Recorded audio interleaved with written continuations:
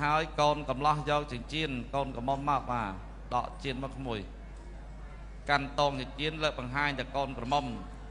ក្មួយស្រីអោនអរគុណ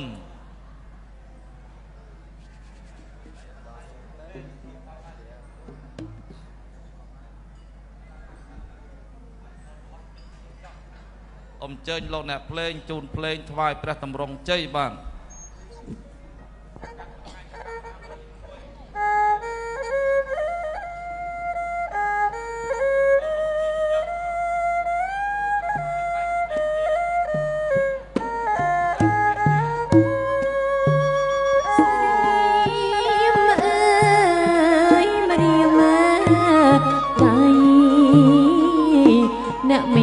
និស័យ